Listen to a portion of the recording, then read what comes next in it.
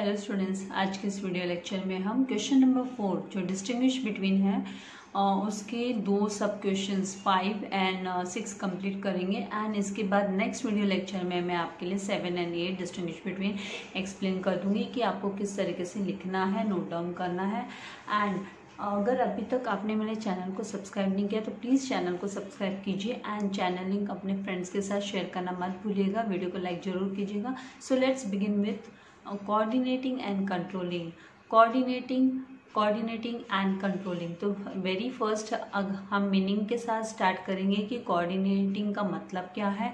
तो coordination is orderly, ये क्या है, ऑर्डरली अरेंजमेंट है of group efforts. Group efforts का ऑर्डरली सीरियली ऑर्डर अरेंजमेंट होता है to provide unity of action.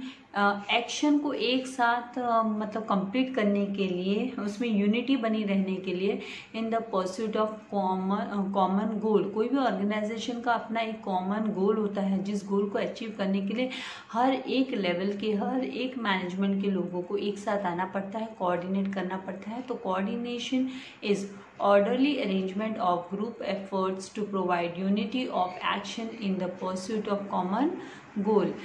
Controlling की बात करें तो कंट्रोलिंग इज, ये क्या है, ये प्रोसेस है। It is a process, is the process of taking steps to bring actual results. जो एक्चुअल रिजल्ट्स एंड जो डिज़ायर्ड रिजल्ट है, एक्चुअल मतलब जो रियल में जो काम करने के बाद जो रिजल्ट आ गया सामने वो एक्चुअल हुआ। एंड जो डिज़ायर्ड रिजल्ट्स की हम बात करते हैं तो डिज़ायर्ड रिजल्ट कौन सा होता है, जो एक्सपेक्टेड स्टार्टिंग में प्लानिंग के टाइम पे जो एक्सपेक्टेड होता है, डिज़ायर करते हैं हम कि कितना हमको मिलना चाहिए, हमारा कितना गोल अचीव होना चाहिए। तो उसको टुगेदर, क्लोज टुगेदर लाने का काम कंट्रोलिंग करता है। मतलब उसमें जो गैप अराइज होता है एक्चुअल रिजल्ट्स में एंड डिजायर्ड रिजल्ट्स में के बीच में, जो गैप अराइज होता है एक्सपेक्टेड रिजल्ट के बीच में एंड एक्चुअल रिजल्ट के, उसको कम करने का, वो गैप को ब्रिज करने का काम कंट्रोलिंग करता है। तो controlling is the main process. ये मेन प्रोसेस है of taking steps to bring actual results and desired results closer together। Now coming to the second point, objectives की बात करें, ऑब्जेक्टिव क्या है, एम क्या है। तो कोऑर्डिनेटिंग का ऑब्जेक्टिव है to ensure harmony.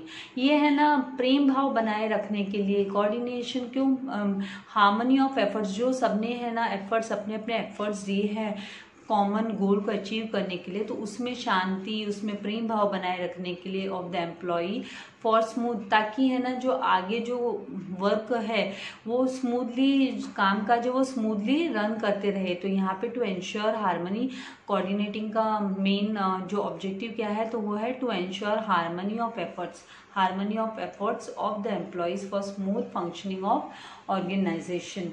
Now controlling की बात करें तो टू एंश्योर दैट, कंट्रोलिंग का क्या ऑब्जेक्टिव है, तो इसका है कि इट हेल्प्स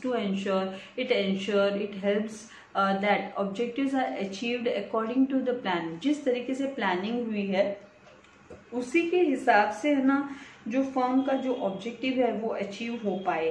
तो इसका ये जो ऑब्जेक्टिव है, वो एम है, वो अचीव हो पाए, ये इसका कंट्रोलिंग का काम है। क्योंकि ये है ना गैप को ब्रिज करता है, actual performance and desired performance के बीच का जो गैप है उसको ये कम करता है, उसको क्लोजर लाता है, दूरी को कम करता है। Now moving to the third one, area of function. तो ये कहाँ पर मतलब ये कहाँ पर काम करता है, तो इट इंक्लूड्स, ये किससे, इसमें किस चीज़ का समावेश है, integration of efforts of top level, middle level and lower level. तो कोऑर्डिनेशन सभी के बीच में जरूरी है, top level, middle level and lower level, ये सभी का समावेश है वो काम का। यहाँ पे एरिया ऑफ फंक्शन, कहाँ पर ये कोऑर्डिनेटिंग काम करता है, where does it work coordinating. तो coordinating works in every department, in every level. तो हमें यहाँ पे लिखना है integration of efforts of top level, middle level and lower level. And controlling की बात करें तो इट इंक्लूड्स, ये कहाँ पे होता है, तो it includes setting up of standards, ये है ना स्टैंडर्ड, सीलिंग तैयार करता है, स्टैंडर्ड्स तैयार करता है, मेजरमेंट, मेजर करने का काम, उसको इवेल्युएट करने का काम, देन कंपैरिजन विद, और फिर बाद में कंपेयर करने का काम, एक्चुअल परफॉर्मेंस के साथ कंपेयर करना, एंड अगर वहाँ पे रिजल्ट्स में कुछ कमी दिखाई देती है तो टेकिंग करेक्टिव स्टेप्स, तो सही स्टेप्स लेने का काम करता है, व्हेनेवर नेसेसरी, जहाँ तहाँ जरूरी होता है। तो ये जो कंट्रोलिंग है ना, ये आफ्टर द रिजल्ट, मतलब जो एक्चुअल परफॉर्मेंस के बाद ये शुरू होता है, कंपैरिजन होता है इसका विद द स्टैंडर्ड, जो डिजायर्ड रिजल्ट है उसके साथ कंपैरिजन होके, और जहाँ पर जो गैप ज़्यादा अराइज होता है, किस कारण से अराइज हुआ, क्या कमी रह गई, क्या खामियां रह गई, वहाँ उसके लिए यहाँ पे ना करेक्टिव स्टेप्स लिए जाते हैं कंट्रोलिंग के अंडर में। Then the fourth one, factors. तो कौन कौन से फैक्टर्स यहाँ पे, यहाँ पे it is harmonisation of human resources, ये कहाँ पर काम करता है, किस चीज़ के लिए काम करता है, तो ये जो कोऑर्डिनेशन है ना, ह्यूमन रिसोर्स मतलब एम्प्लॉयज़ को, पर्सनल को, मैनेजर्स को, उन सबको हार्मोनाइज करने के लिए, उनके बीच में अच्छा कंड्यूसिव एनवायरनमेंट तैयार करने के लिए कोऑर्डिनेटिंग काम करता है। यहाँ पे है ना ये जो तो यहाँ पे ह्यूमन रिसोर्स है वो भी इसके लिए है ना, यहाँ पे ह्यूमन रिसोर्स है उनका ही कोऑर्डिनेशन जरूरी होता है। हम यहाँ पे मशीनरी वगैरह की बात नहीं करते हैं। और यहाँ पे हम है ना कंट्रोलिंग में बात करें तो internal and external factors are taken into account. Internal और एक्सटर्नल फैक्टर्स को हम कंसिडर करते हैं for taking corrective action. Corrective सही मतलब कोई एक्शन हमको लेना है, किसी चीज़ के कोई हमारा जो रिजल्ट है वो जैसा चाहिए वैसा नहीं आया है तो अगले बार वो रिपीट नहीं होना चाहिए, तो उसके लिए करेक्टिव एक्शन लिया जाता है। तो इसके लिए है ना इंटरनल एंड एक्सटर्नल दोनों फैक्टर्स को यूज में लाया जाता है। और यहाँ पे है ना कौन से फैक्टर्स यूज में लाए जाते हैं कोऑर्डिनेशन के लिए, तो ह्यूमन रिसोर्स, अलग अलग डिपार्टमेंट के लोगों को आपसी उनका मेल मिलाप बढ़ाना, उनका कोऑर्डिनेशन बने रहना, इसकी वजह से क्या रिसोर्सेस वगैरह के वेस्टेज कम होते हैं। Now moving to the fifth one, order. Order की बात करें तो it is an important element, ये इंपॉर्टेंट एलिमेंट ऑफ ऑर्गेनाइजिंग है, इंपॉर्टेंट एलिमेंट है ऑर्गेनाइजिंग का, विच फॉलोज प्लानिंग, जो है ना प्लानिंग को फॉलो करता है, विच फॉलोज प्लानिंग। ये प्लानिंग के बाद में है कोऑर्डिनेटिंग आता है, ऑर्गेनाइजिंग एंड फिर प्लानिंग। प्लानिंग सबसे पहले होती है, फिर ऑर्गेनाइजिंग और फिर कोऑर्डिनेटिंग। तो यहाँ पे it is important element of organising which follows planning. And ये जो है इसकी हम बात करते हैं जब करेक्टिव मेजर्स लेने के लिए हमको जब हम यूज़ करते हैं तो it is N end function, ये एंड फंक्शन होता है। ये जो कंट्रोलिंग है वो सबसे लास्ट में किया जाता है, जब रिजल्ट आपको सामने दिखाया जाता है तो it is N end function of management. Function of management का लास्ट फंक्शन है ये, प्रोसेस के आता है ये कंट्रोलिंग। देन सिक्स्थ वन यहाँ पे resources, it is related to human resource. तो ये किससे बिलोंग करता है, कोऑर्डिनेशन किसके बीच में होगा, मशीनरी के बीच में बात नहीं कर रहे हैं हम, इक्विपमेंट्स के बीच में बात नहीं कर रहे हैं, यहाँ पे हम ह्यूमन रिसोर्सेज के बीच में बात करें तो यहाँ पे it is related to human resource. Now controlling की बात करें तो it is related to all organisational resources. Organisation के जितने भी रिसोर्सेस है वो चाहे तो मशीनरी हो, ह्यूमन रिसोर्स हो, कोई भी रिसोर्सेस हो, वो सबसे रिलेट करता है controlling which help to achieve. जो जितने भी रिसोर्सेस है ना ऑर्गेनाइजेशन को उसका गोल अचीव करने में हेल्प करते हैं, उन सबको यहाँ पे कंसिडर किया जाता है कंट्रोलिंग के अंडर में। Now next is what, nature. Nature की बात करें तो ये कंटिन्यूस प्रोसेस होता है, this is a continuous process. जो कोऑर्डिनेशन है वो कंटिन्यूस प्रोसेस है related to all managerial levels, हर एक मैनेजरियल लेवल पे से रिलेट करता है ये। जबकि ये जो कंट्रोलिंग है ये ना ये स्टार्ट होता है कब, एक्चुअल प्लान होने के बाद। It is the process which starts once the actual plan is executed. एक बार एक्चुअल प्लान हो जाता है, एग्जीक्यूट हो जाता है, उस एक्चुअल में जो एग्जीक्यूशन हो जाता है उसके बाद में ये कंट्रोलिंग स्टार्ट होता है। देन एट्थ वन यहाँ पे हम देखेंगे कि लेवल ऑफ मैनेजमेंट की बात हो रही है कि कौन कौन से लेवल ऑफ मैनेजमेंट यहाँ पे बिलोंग करते हैं, रिलेट करते हैं कोऑर्डिनेशन। तो it is related to all level, सभी में कोऑर्डिनेशन होना जरूरी है। ऑर्गेनाइजेशन की कॉमन गोल को अचीव करने के लिए, ऑर्गेनाइजेशन के कॉमन गोल को अचीव करने के लिए सभी को एक साथ आना जरूरी है। तो यहाँ पे इट इज रिलेटेड टू जो कोऑर्डिनेशन है, it is related to all the level of management to achieve the goal of organisation.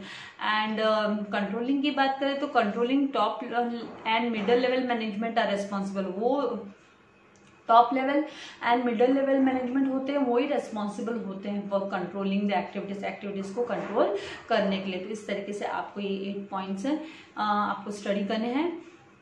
Then moving to the next one, 6th one, planning and controlling. Planning and controlling की बात करें तो ये है ना, मार्च 2014 में भी ये क्वेश्चन आया था, अक्टूबर 2015 में आया था, मार्च 2016 में एंड फरवरी 20, मतलब अभी इस साल जिनका बोर्ड का रिजल्ट आ चुका है HSC बोर्ड का, उनको भी ये क्वेश्चन पूछा गया था डिस्टिंग्विश बिटवीन में। तो ये मतलब 4 बार बोर्ड में पूछा गया क्वेश्चन है। तो यहाँ पे आते हैं प्लानिंग एंड कंट्रोलिंग। अभी प्लानिंग को मीनिंग के साथ स्टार्ट करेंगे। तो प्लानिंग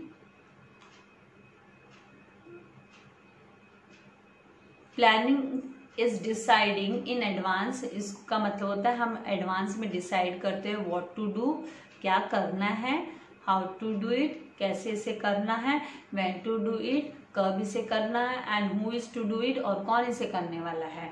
तो planning is deciding in advance what to do, how to do it, when to do it and who is to do it. And controlling की बात करते हैं तो controlling is a process of taking steps.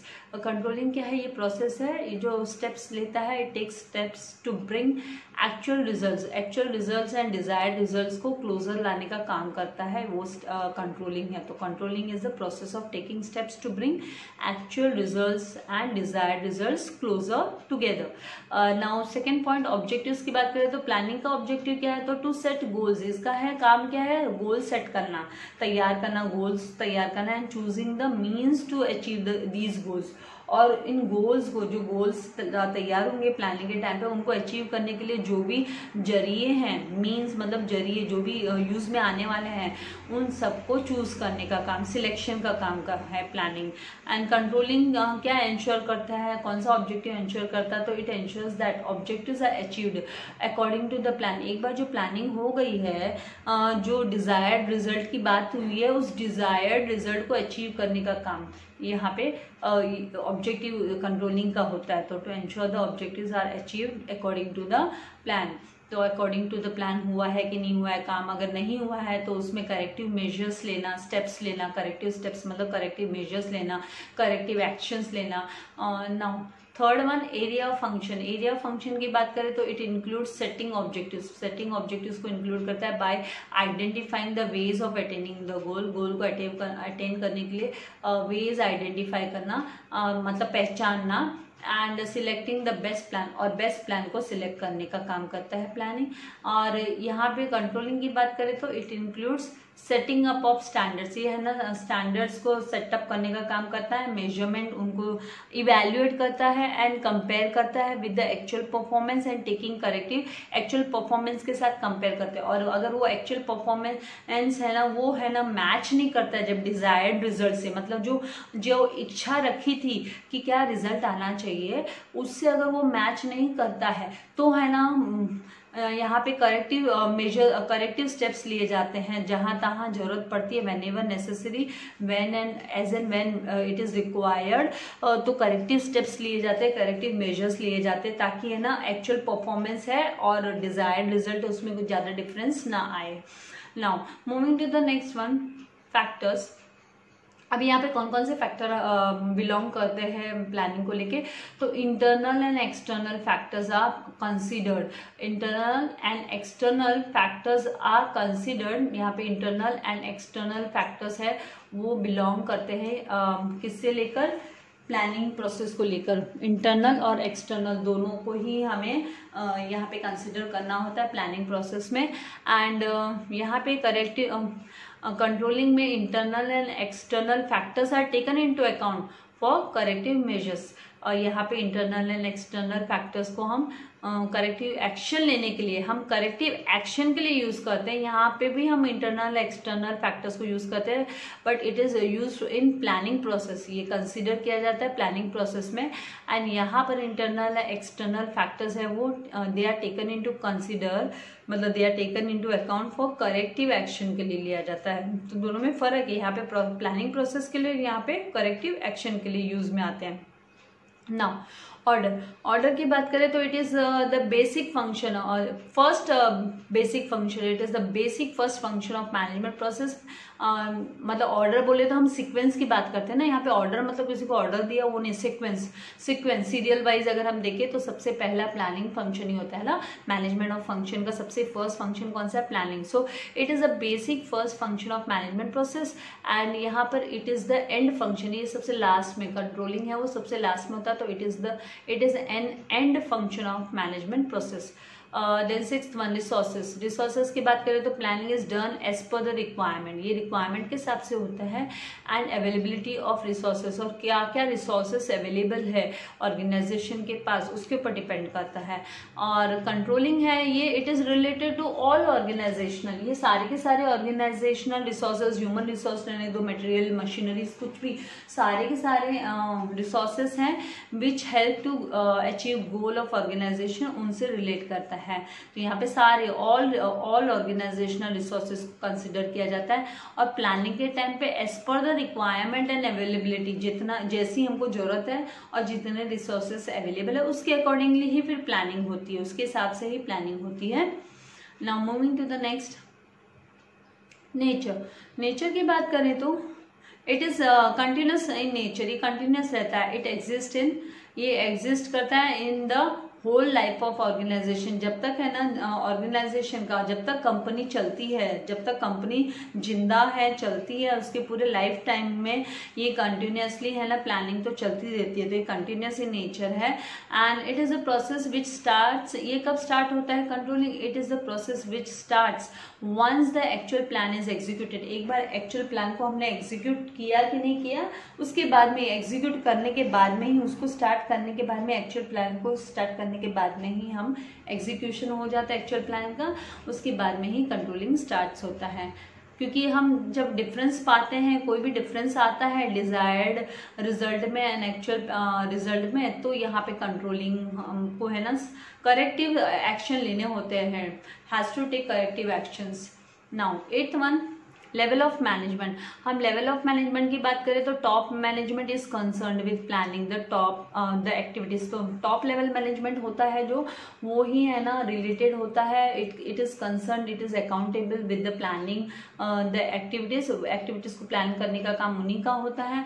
And corrective measures में इसमें controlling में है हमको टॉप एंड मिडल मैनेजमेंट दोनों ही रिस्पॉन्सिबल होते हैं for correcting or responsible for controlling the activities को कंट्रोल करने के लिए top level and middle level दोनों ही मैनेजमेंट रिस्पॉन्सिबल होते हैं। और प्लानिंग के लिए only top management is concern. तो इस तरीके से आपको डिस्टिंग्विश बिटवीन की जो 8 पॉइंट्स इन दोनों जो सब क्वेश्चन नंबर 5 और 6 का मैंने आपको इस वीडियो में कवर अप करा दिया। नेक्स्ट वीडियो लेक्चर में मैं आप लोगों के लिए 7th distinguish between and 8th distinguish between जो बाकी रहेगा क्वेश्चन नंबर 4 का, वो मैं आपके लिए लेके आऊंगी। अगर अभी तक वीडियो को आपने चैनल को सब्सक्राइब नहीं किया तो प्लीज चैनल को सब्सक्राइब कीजिएगा एंड वीडियो को लाइक करना मत भूलिएगा, फ्रेंड्स के साथ जरूर शेयर कीजिएगा। Thank you very much, god bless you all dear students.